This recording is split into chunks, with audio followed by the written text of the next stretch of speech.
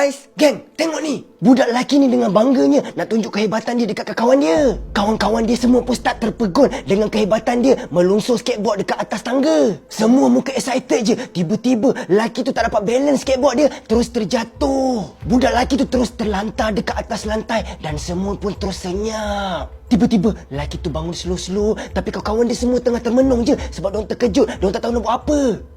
Alamak. Budak lelaki tu tengok tangan dia, tengok tangan dia dah bengkok, dah patah 90 darjah. Kawan-kawan dia pun start menjerit, tapi ada seorang lelaki ni, dia pergi lari sebab dia penakut. Betul tak nak tolong member. Aku nak buat apa ni?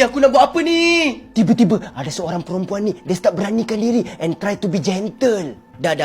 Jom. Kita pergi hospital. Perempuan tu pun terus dukung lelaki tu and try cari bantuan dekat mana-mana yang terdekat. Memang rezeki lelaki tu, diorang terjumpa ada satu ambulans ni dekat tepi jalan. Help.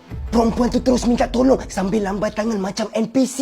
Rasanya macam ambulans tu nampak diorang sebab ambulans tu terus buka lampu and terus straight datang dekat diorang. Ambulans tu pun stop and tiba-tiba ada dua orang jururawat yang keluar. Jururawat tu tak payah tanya apa-apa. Sebab apa? Daripada pandangan mata diorang pun, diorang nampak dah lelaki tu punya tangan memang patah bengkok 90 darjah. Diorang pun terus masukkan lelaki tu dalam ambulans. Budak perempuan tu pun nak masuklah dalam ambulans tu kan. Tengok kena tampar dengan jururawat. Jururawat tu cakap, "Kau tak payah, pesakit je." Ambulans tu pun terus gerak. Lelaki dan perempuan tu hanya boleh pandang daripada jauh je. Diorang tak boleh buat apa.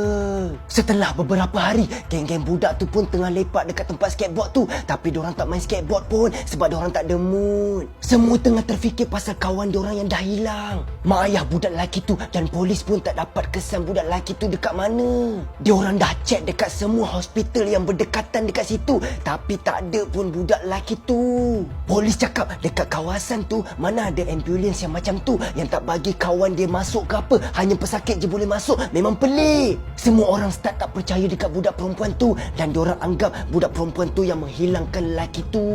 Masa diorang tengah sembang semua, tiba-tiba budak lelaki ni berdiri and cakap, "Weh, tu ha!" Semua berpandang dekat arah lelaki tu tunjuk. Tengok, memang diorang nampak ambulans hari tu.